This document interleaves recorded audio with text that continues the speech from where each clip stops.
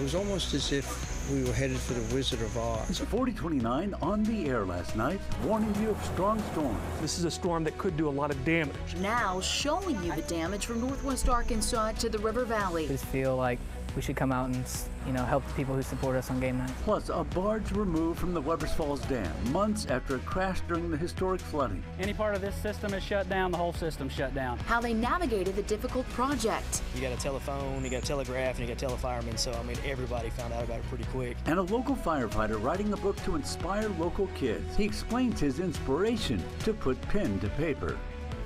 Live, local, late breaking. This is 4029 News at 10. Thousands of people are still in the dark tonight after severe storms knocked out power in our area. Winds ripping off tree limbs, plunging them into homes, leaving some people thankful to be alive.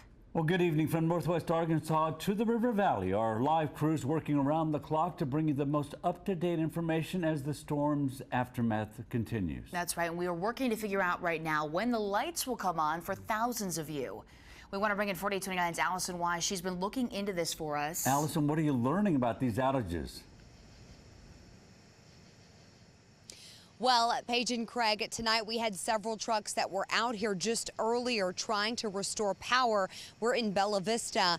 They're with Carroll Electric. Now, several of them already left, but we do have one truck that's still here. These crews have been working to restore power across the county. Carroll Electric updated us just a little bit ago that there's 4,300 customers who don't have power in Benton County. A spokesperson for the company said that they are working throughout the night to get it restored. Of course, this is just one part of the cleanup process that people are having to deal with all across the area after last night's storms.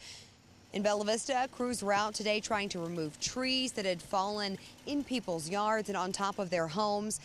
There were also several roads closed across Benton County. Now, we went to Centerton as well, where the Public Works Director told us that the city lost about 3,100-year-old trees. He says they're also working with Waste Management to try to provide a dump site for the debris cleanup. We asked everybody to just be patient because it's going to take a few days to recover from this, and we'll be working with them. We'll have machinery on site. If you can get your waste to our dump site, which is going to be at the old Centerton Inn parking lot. Now, a spokesperson with Carroll Electric, as we mentioned, gave us an update just around 8:30 that there were more than 4,000 customers without power. They're going to be working into the night, and they will have a relief crew here tomorrow to try to pick up where these guys have left off. They hope to have power restored to everyone by Wednesday evening. Live in Bella Vista, Allison Wise, 4029 News. Well, the good news is it sounds like we're going to catch a break from this bad weather. Hopefully that'll help some people dealing with storm damage to recover. Oh, no kidding. Darby, Chief Meteorologist Darby Bybee joining us. You say that we're going to have a break from the sweltering heat that we've had. We do. That cooler air, it's already settling in. And if you step outside right now in northwest Arkansas, you'll see what I'm talking about. Take a look at these temperatures in the 60s. This is some of the coolest weather we've had at this time of night in quite a while, actually, in northwest Arkansas. So 60s already across much of northwest Arkansas, 70s in the River Valley. We've had those clearing skies. Could have a little bit of patchy fog later on tonight. That would be the only real concern waking up tomorrow morning to upper 50s to around 60 in northwest Arkansas, and you can see mid to upper 60s in the River Valley. So comfortable in the morning. Now, as we go throughout the day, there could be an isolated shower south and west of Fort Smith. Otherwise, we're talking about mostly sunny skies, a beautiful day, lower humidity. It's going to be a great day. We're going to tell you more about that 7-day forecast coming up. A much different situation tonight than last night. The strong winds leaving many of you a big mess to clean up today between downed trees and debris. Ozark fire officials say the overnight storms caused the roof of Rustic Antiques to collapse. They now say the building is not safe. Officials have shut down the eastbound lane of College Street between 3rd and 4th Streets, and also the southbound lane of 3rd Street for the public safety. They say to avoid the area if possible, these lanes will be closed until engineers secure the building. Folks in Fort Smith faced with storm damage just days after battling flash flooding. This massive tree was uprooted on North 36th Street, causing a crater in the ground. It is quite massive. Thank God it landed that direction instead of towards these houses, because that would have done some damage. The tree hit this neighbor's 3 cars. All were damaged, one completely crushed, as you see here. City crews also spent the day clearing debris from the streets so people could get around. OG&E tells us they'll have crews working throughout the night to restore power to just over 1,000 people now. Farther north in Bella Vista, neighbors woke up to widespread damage, some saying the scene looked like a war zone there. This is video from Pool Circle, where a tree crashed through a family's greenhouse and then onto the home. They also had a power line come down. The homeowners tell us that they went to bed, then they noticed the lightning. It got really, really bad. And I told Dave, I said, we need to go downstairs now. And we got about halfway down the stairs and we heard something hit the house, and not like a limb falling. This was big. The couple says they're thankful no one was hurt. They're grateful for the fire department who came to check on them last night. Down the road on Swanage Drive, one man says his girlfriend is lucky to be alive. The couple was watching television when the storms rolled in. Just minutes after they got up and left the room, a tree came crashing down, piercing through the roof. Well, I lost, a lot of personal keepsakes, things that had been, with my family for years. But, we both walked out of it, so things can be replaced, people can't.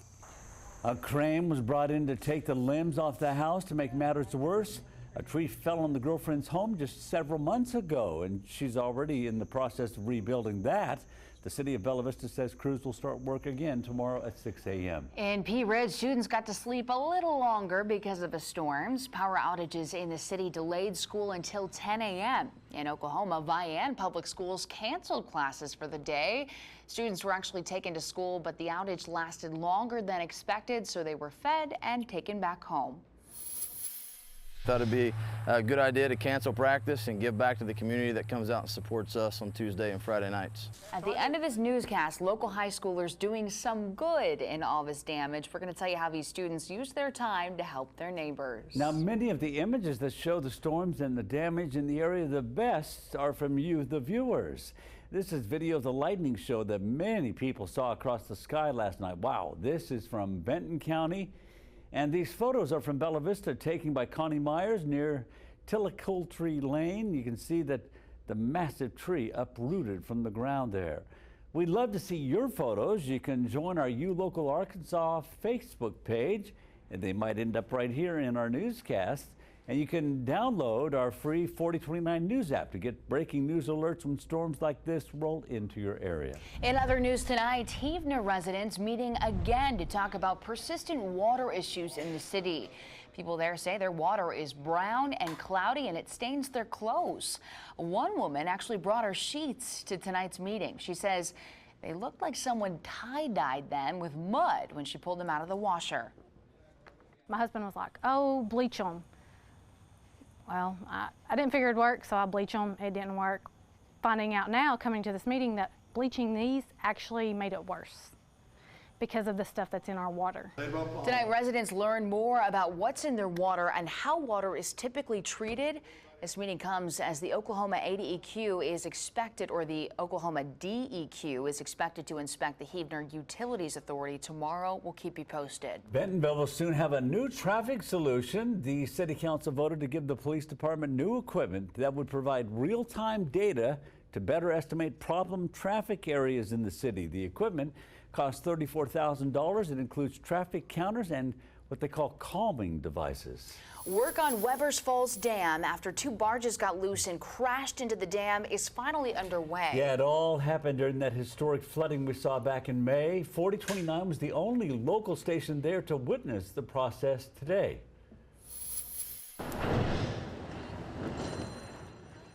The date was May 24th, and we were live showing the moment the barges hit the lock-in dam. The tremendous rains during our historic flooding back in May set records in the navigation system. The force of impact by the barges at Webbers Falls Dam could be heard for miles. Half of the residents in the town left as a precaution. Even Highway 64 and the Interstate 40 bridge were shut down for a time. Today, the work began to finally remove and repair. The salvers, as you see on site that you've been videoing today, are pulling cable, wire, and chains on one of the very first barges. And late this afternoon, as these pictures show, they were able to remove the first barge. They say this whole project is a massive job. So what our plan right now is, once the barges are removed, what we'll do is we'll pull those barges to a slack water. We'll actually start, cutting the barges up, but that's not going to stop us in the operation aspect. So what we'll do is we'll drop the gates, we'll go in there and we'll inspect the structure while the water's off of it. The barges are actually in front of 4 gates. 3 of those gates cannot close, and that would incapacitate the major ports in the Tulsa district. So for the most part, and what I've always said, any part of this system is shut down, the whole system's shut down. He says some studies estimate it's about $25 million a day economic impact for our region. As the impacts not only to Oklahoma, to Arkansas, to Kansas, to all the surrounding states that use this navigation system, hydropower, when you start, bringing all those into play, you're talking about big numbers. Now, they're unsure if anything went through the dam. They won't know for sure until they remove both barges. The housing market in Northwest Arkansas is growing. That is according to the new Arvest Bank Skyline report. They say in the first half of the year, home sales are up 7% from 2018. The report also says the average home price has risen by 31% since 2014.